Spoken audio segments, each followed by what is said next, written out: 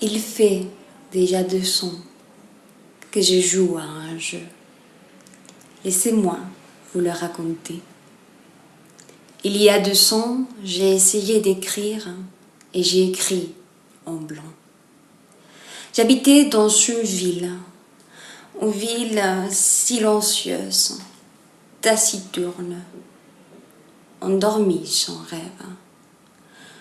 C'était un cimetière. J'embrassais les arbres pour éprouver quelque chose de vivant. Je me baladais dans des librairies pour sonner le poids des histoires d'autrui. C'est là que le jeu a commencé.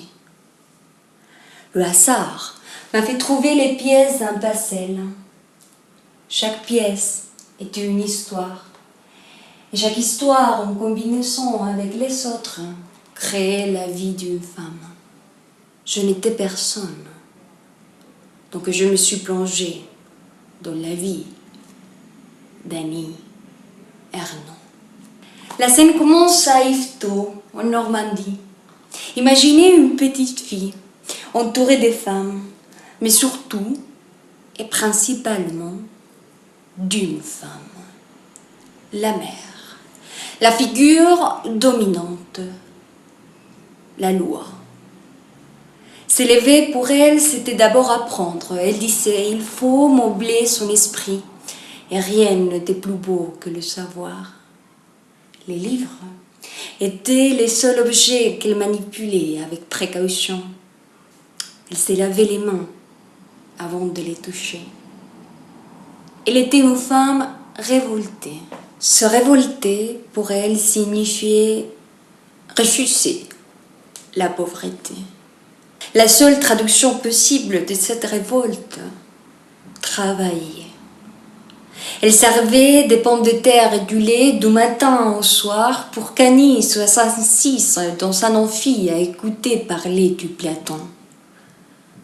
Cette mère est morte le 7 avril 1986 à la maison de retraite de l'hôpital de Pontoise.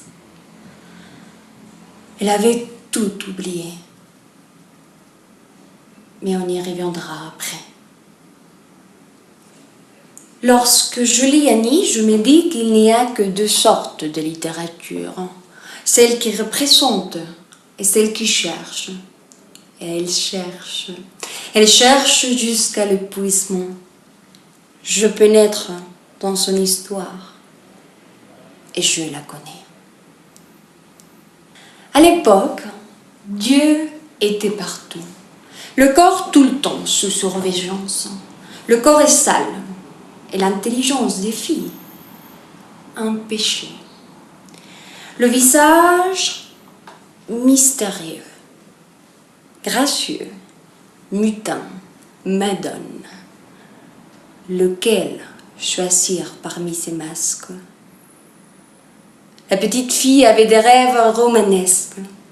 Elle a pleuré en apprenant la vie de Jeanne d'Arc. Elle écoutait Brassens au lieu d'Yvette Ornay. Elle lisait Les Fleurs du Mal à la place de l'hebdomadaire Nous deux. Elle fuyait cette éducation sentimentale.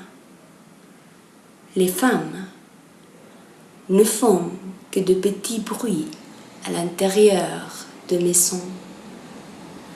N'oublie pas, Annie, le monde veut de femmes gelées.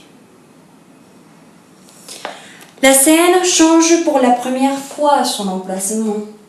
On se situe dans l'Orne. Dans cette pièce du Passel, Annie replonge dans l'été du 58. Ici, elle ne construit pas un personnage de fiction. Elle déconstruit la fille qu'elle a été. Elle se dédouble entre le jeu du présent de l'énonciation et un elle du passé. Elle conçoit la mémoire en tant qu'une forme des connaissances pour atteindre le plus haut degré de réalité, pour avouer un viol. et l'irréversibilité de l'événement. Il fallait y résister. C'était le code. Et puis, lors de la préparation de son bac à Rouen, Annie retrouve la réponse aux vraies questions. Enfin, Camus et Sartre lui éloignent du feuilleton et roman pour des femmes. Elle fera des vrais efforts pour comprendre. Faire plaisir ou me faire plaisir. À l'université, elle vivra des années de liberté et de jouissance. Mais, parce qu'il y a toujours un mais, une fille, pas encore mariée, est égale à une existence indéterminée. Le mariage constitue un repère essentiel pour les gens. À ces mantras, Annie répondait « Je m'en fous ». Cependant, à un moment donné, l'amour devient tendresse et la nouvelle vie commence. Un couple moderne intellectuel entre en scène.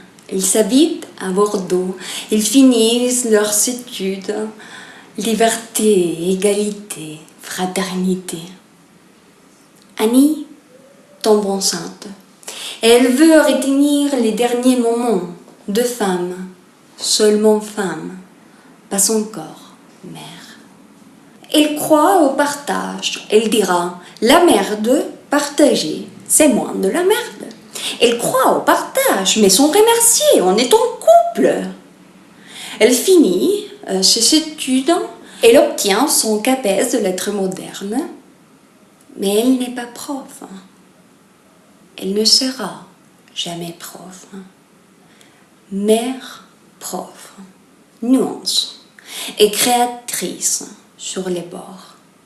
Et lui, le chef, le héros. Liberté, égalité, fraternité, divorce, enfant, travail, écriture, passion multiple.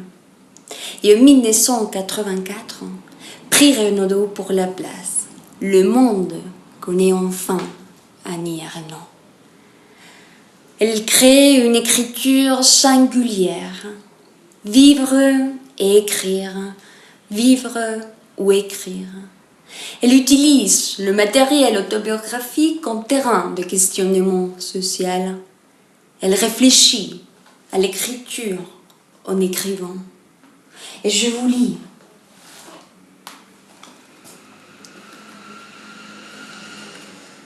Il m'a semblé que l'écriture devrait tendre à cela. Cette impression que provoque la scène de l'acte sexuel. Cette angoisse et cette stupeur. Une suspension du jugement moral. Et puis, elle attendra un an, pendant un an, sa mère est morte et elle perdra le dernier lien avec le monde dont elle est issue. Elle subit un cancer du sein, elle tombe amoureuse, encore une fois, et elle vit, elle écrit, elle vit, elle écrit, elle vit. Annie Ernaux est la petite fille et la femme. Annie Ernaux est l'écrivaine, la sociologue, l'archiviste, la photographe, la mère, la professeure. Annie Ernaux et nous. Et nous sommes vivantes. À jamais vivantes.